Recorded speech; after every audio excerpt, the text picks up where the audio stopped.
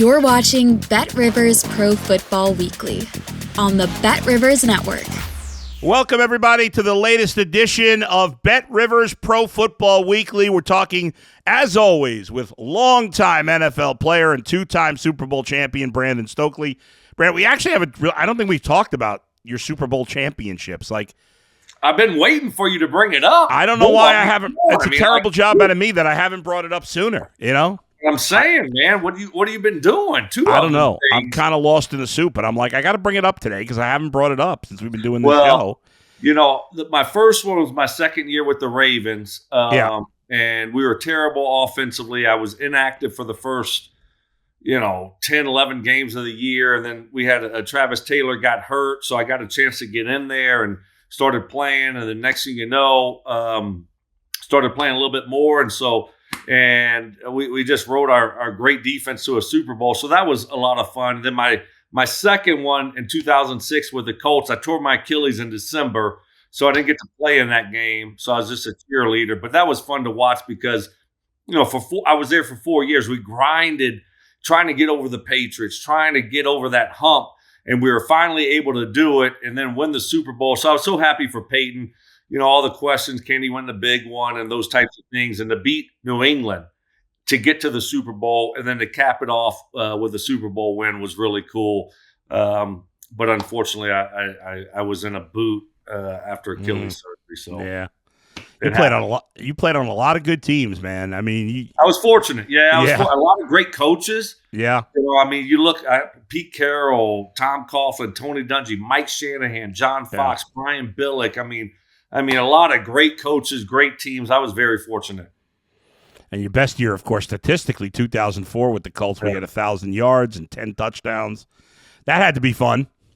Oh my gosh, that was so much fun. We were just rolling. I mean, when you look around, you got Marvin, you got Reggie Wayne, Marvin Harrison, Edgerrin James in the backfield, Dallas Clark playing tight end. They didn't pay attention to me, so they just let me do whatever I wanted. So it was easy.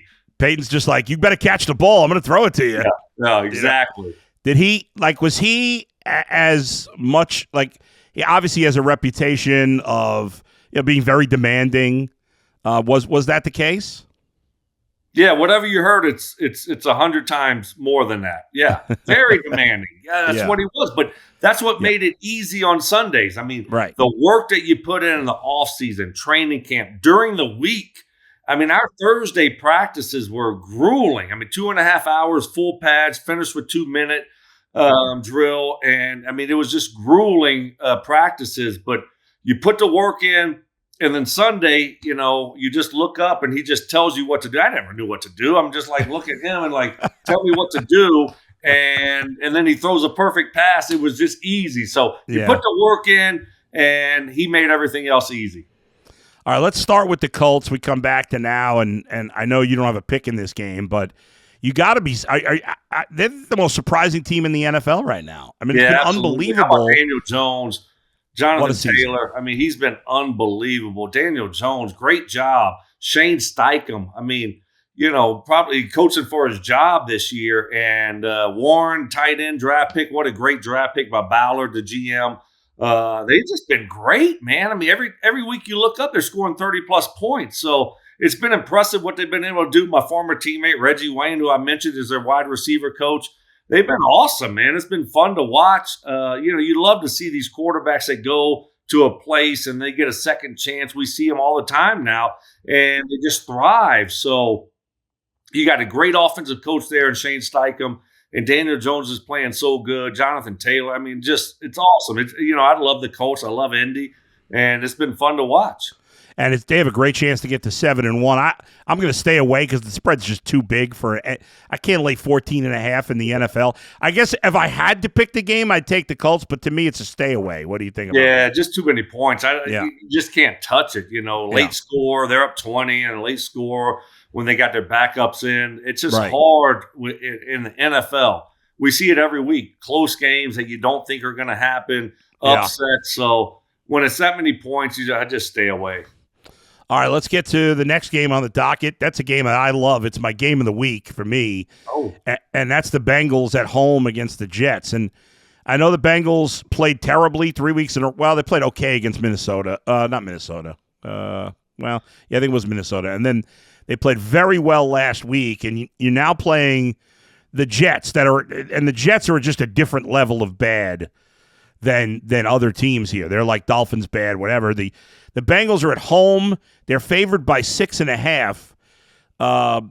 Obviously, they still have issues on defense, but for those who have not been paying attention, their offensive line is playing much better than it was early in the season. And if they can keep Joe Flacco upright, I'd be surprised with the Jets' inability to score, even against the weak Bengal defense. I'd be surprised if the Bengals. I'd be shocked if the Bengals not only win but cover. So I love the Bengals -6.5. Yeah, I think you're all over it. I mean, you look at what the Jets are doing offensively and how bad Justin Fields has been. The owner's calling him out. I mean, it's you might make it a quarter, 2 quarters, and then get benched. Their offense is so bad. Defensively, they're getting healthy. They're pretty good defensively, but Cincy, Jamar Chase, T. Higgins, and those guys can get after it. And Joe Flacco just said, you know what? I got Jamar Chase over there. I'm just going to throw him the ball 30 times a game. And it worked out for him. So, it's amazing what Joe's been able to do, what they did, offensively. And Flacco's figured it out. He knows how to throw the ball. I was teammates with him in 2013, my last year, and the guy's still doing it. And it's amazing that Cleveland traded him to Cincy in the game that he had last week with the firepower around. I don't know if the Jets can keep up, right? And so it looks like it's a complete disaster over there in New York. Well, you think about it, both Sauce Gardner, their best corner, and Garrett Wilson, their best wide receiver, neither has practiced all week. So I don't know if they're – now with Sauce Gardner, it's a concussion, so he could still clear protocol here and maybe get in there. But the fact that they haven't practiced through Thursday means they're very unlikely to play. And if those guys don't play, how are they going to do anything? Who's Sauce Gardner's their only chance against Jamar Chase. I mean, he's a pretty good corner, but without him. Exactly. And then now you figure Flacco's going to be more comfortable in the system. He's been there for like 3 weeks now. He's going to be more comfortable in the system and being there for a few weeks. So I love that, actually. I love that pick from you, Bull. I appreciate it. Well, let's get to your pick, a pick that I like of yours. So the Patriots at home, they're 5-2. The Browns are 2-5, coming off their best game of the year. They beat up the Dolphins, but obviously the Patriots playing way better than the Dolphins, and you like the Patriots in this one. Yeah. I've been kind of riding the Patriots and the Steelers all year. I picked the Jets last week. I thought they were NFL. You're going to get your first win at home against the Panthers. They just, I mean, to your point, that's why I love your pick. The Jets just stink, even at home. And now, absolutely. Drake May's playing so good. How good is Mike Vrabel? I mean, underrated, just a great head coach. And the things that he's been able to do, guys love playing for him. He puts those guys in great positions, and they're at home. Yeah, give me the Patriots, man. I think they're just on a roll right now, and Drake May's playing so good. So, I'm not a Patriots fan. They beat me so many times. I would have probably 4 Super Bowls if it wasn't for the Patriots. But, right now, you got to love what they have going on in New England. Yeah, no doubt about it. Drake May's playing at such a high level. He's playing at a Pro Bowl level right now. We'll see if he can keep it up as the season goes along. And, they've had a pretty favorable schedule, but they've won 3 games in a row on the road. I don't care. And one of those was against Buffalo. I don't care who you're playing. You know this better than anybody, Brandon. You win 3 straight road games, you're pretty legit. Exactly. I mean, that's hard to do in the NFL. I don't care who you are, who you're playing. You're right. They beat Buffalo. Then they went on the Titans, on the road to the Titans, and took care of business there against Tennessee. So they're feeling good. You can tell Drake May's, he's first year with Josh McDaniels, their offensive coordinator, and he's in a rhythm right now. And that offense is just on a roll. And, Vrabel's going to have those guys on the defense ready to play. Last 4 games, they have scored 123 points during this 4-game winning streak. Obviously, the Browns' defense a lot better than these other teams they've played, but the Browns' offense is also a lot worse. They're still going with Dylan Gabriel. Jerry Jeudy, who's their best receiver but has been terrible this year, he may not play. He's questionable. So, I mean, they don't even have a legitimate NFL wide receiver outside of him. Yeah. So I don't know who he's throwing the ball to. All the talk, I know you're there in Cleveland. You know what's going on. All the talk nationally and everywhere else, and I'm in Denver, so I'm Deion Sanders, Colorado Shador was here for 2 years. Are they going to give him an opportunity? I know they said he's not taking any first team reps. Do you see that happening here anytime soon? Will it take an injury? Yeah, I mean, an injury definitely. I was talking with one of the Browns beat reporters today, Zach Jackson, who comes on my podcast, and he's been covering the team for a long time, so he has a good feel for it. He thinks if there's not significant improvement by Gabriel, they play the Patriots, obviously, then they have a bye, then they play the Jets. If there's not improvement by that Jets game, he thinks that they'll bring Shador in for the Ravens game after that. We shall see. It's a lot of, I mean, it's the way Shador Sanders, the fans that he has, is unlike anything I've ever seen. We've never seen anything like, people have brought up Johnny Manziel, to a lesser degree Baker. Certainly, it's a little Tim Tebow-esque, but at least Tim Tebow was a first-round pick. I know everybody expected Shador to be a first-round pick, but the whole thing's crazy. There's a lot of fans that think Kevin Stefanski's sabotaging Shador Sanders. There's crazy conspiracy theories. I don't know. I got to say, I think the young man, I shouldn't call him a kid, I think he's handled himself well. I mean, I know there's been a couple of comments people haven't loved. He's been good in the community. He's out there, visiting the inner city, playing football with kids, and he's doing all the right things. We'll see. I can't wait to see him on the field, but they got no talent. Yeah, he was great here at CU. He really was, with all the attention around him and Travis and his dad. Yep. He came in and just worked hard, and he was great here.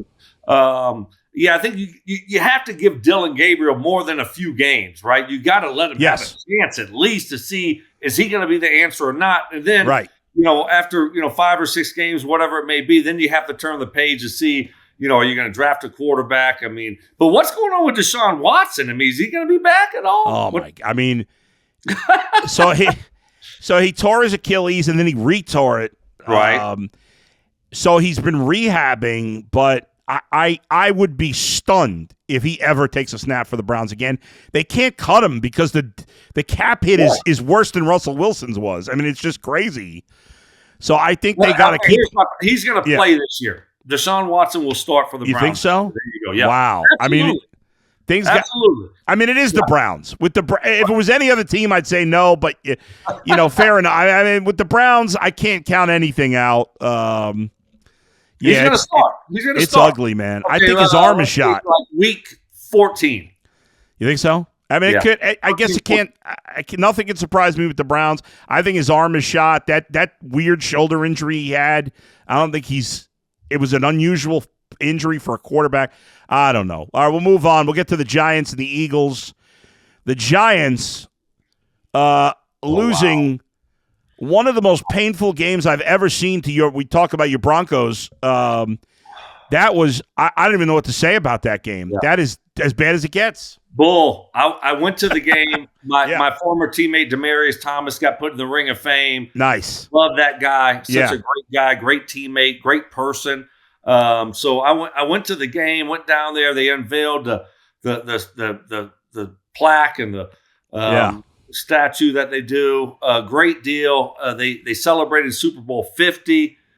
Peyton invited me into his suite. Such a great guy. Yeah, so I'm living large. And I was looking forward to watching a blowout by the Broncos, right? Get after the Giants, celebrate Super Bowl 50, and then celebrate Demaryius Thomas. And that was some of the worst offensive football. And you've seen bad offensive football, Bull. Oh, God, yeah. Yeah. That was unbelievable how bad offensive football the Broncos were doing. And so it was the third quarter. I looked at my son who's going to college at Colorado State. I looked at him. I said, hey, I can't watch any more of this bleepity bleep anymore. I said, I am leaving. I'm leaving. No. No. Yeah. That's what I told him. I said, I can't do it to myself. My heart. I'm almost 50. My heart, my blood pressure. I love good offensive football, right? Yeah. I just couldn't do it anymore. So he stayed and watched it. I left. I took off in the middle of the third quarter. I got home And obviously I was following on my phone, and I'm like, unbelievable. And what a comeback that was. But I took off, man. I couldn't watch it anymore. That's crazy. Yeah, the Giants, though, I don't know how they rebound from that.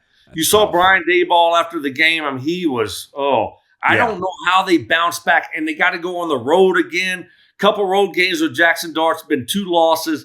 Broncos, Saints. So I like the Eagles in this one. Eagles got a good win last week. They're getting back in the rhythm with A.J. Brown and Jalen Hurts.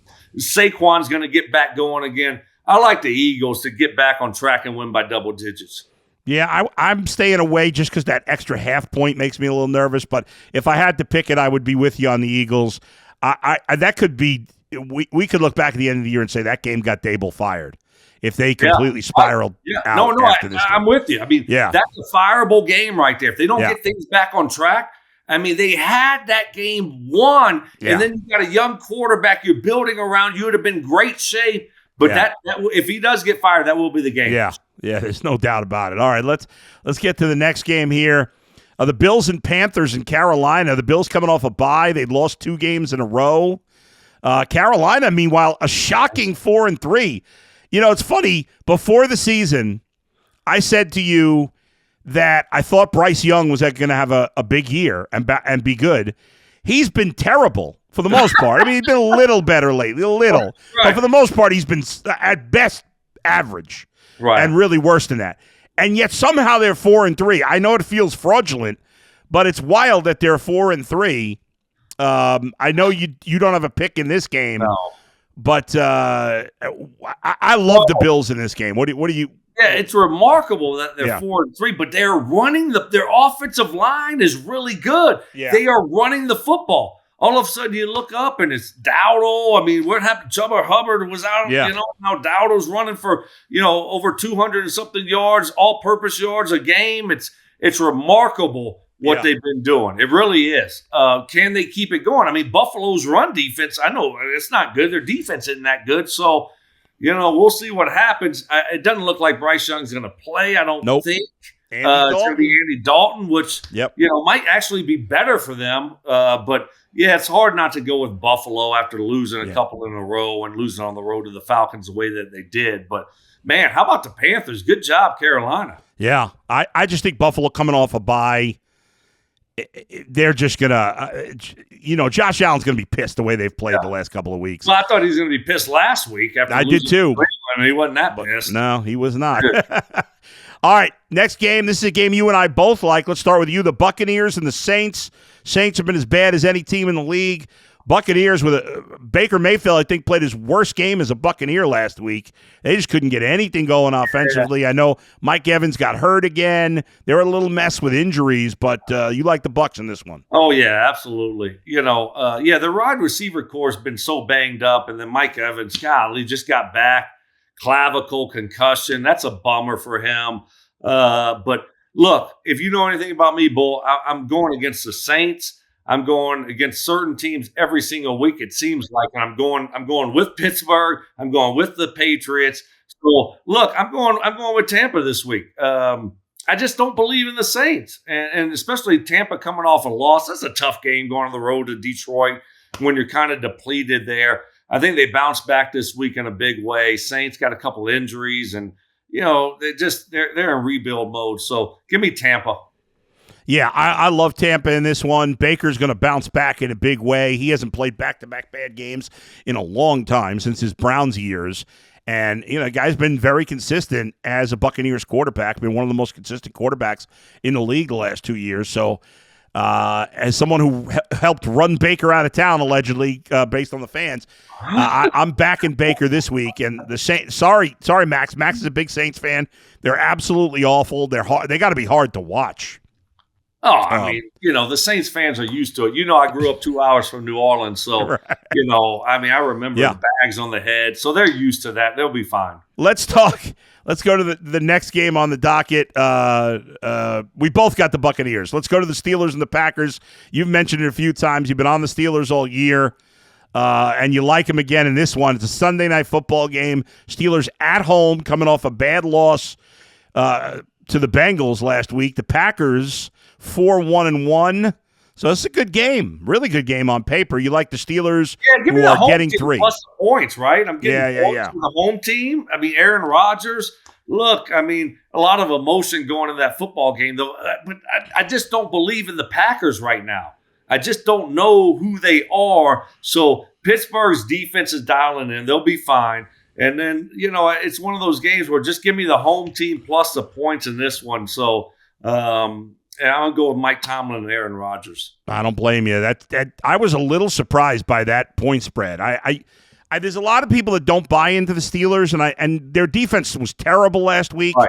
Yeah. But I'm skeptical about the Packers too. I am skeptical about the Steelers a little bit, but I'm also skeptical about the Packers. I'm not a fully believer in them either. And Pittsburgh's really good at home. So that's a tough place to play, yeah. Especially, when the grass looks like, my grass does outside right now here in Denver. I mean, what are they doing over there? Can we get some new grass? Holy cow. I mean, we got billion-dollar franchises and multi-billion-dollar franchises, and we're playing on grass like that. But, NFL player safety is the utmost importance. But, Definitely. They play on grass like that. That was absolutely insanity, ridiculous. I used to play on baseball fields in Oakland and stuff like that, but they didn't care about us then. Supposedly they care about the players now, and they're making them play on grass like that. Come on. Ground screw in Pittsburgh, Rooney, get that grass fixed, man. Come on. Like our owners here, Greg Penner, the Penner Walton Group, they fixed the field, the last game of the year. $400,000 for one game. Get your grass fixed, Pittsburgh. I couldn't agree more. It's a disgrace what's going on there. There's no excuse. And, the owners are always talking about, they're trying to make, turf fields are better. They're doing, no, it's not better. It's worse for the players. And if you just know that unlike the concussions, they're not going to get sued for bad grass. So that's right. So they don't really care about that. Bucs here. Yeah, exactly. All right, last game. I love the Chiefs on Monday night. I think it's all coming together for them. Meanwhile, Jaden Daniels, who's been banged up all year, is not going to play. I know Mariota played, decently when he filled in last time, but not against this Chiefs team. I think they're putting it all together here, Brandon. I think you got Rashee Rice. Like their passing game last couple of weeks looks like it's the best it's looked in 2 years. And Rashee Rice is a huge difference maker, having him with Worthy, with Hollywood Brown. They got to get their running game going, but I think they're going to win this game big on Monday night. What's the spread on that one, Bull? It's big. It's 12.5. It's a lot to lay, but that's a big spread. But no Jaden Daniels. Is this one in Kansas City? It is, yeah. In Kansas City. You're right. I mean, Kansas City, everyone wanted to bury him. They wanted to bury I'm never going to bury Kansas City. I'm not going to do it. And everyone wanted to do it. They're a little bit off early, not looking as good last year. They won all these one-score games. Look, Andy Reid, Patrick Mahomes, if Patrick's healthy, Kelsey's healthy, now the receiving core is getting healthy, at home, no Jaden Daniels. Are you serious? I mean, you're right. I mean, the Chiefs are just, right now, it's looking like they're about to go on a run again. So buckle up, NFL. Get ready for some more Taylor Swift on TV because you're going to be seeing a lot of her this year. That's right. They're on a roll now. People were looking to count them out and start saying guys that passed Patrick Mahomes. I don't think so. No. I don't see that. All right, those are the picks for week number 8. We're almost at the halfway point of the NFL season. It's crazy, but here it is. Thanks to the guys for producing today. We'll talk to you next week. For 2-time Super Bowl champion Brandon Stokely, I'm Adam the Bull. We'll talk to you next time on Bet Rivers Pro Football Weekly.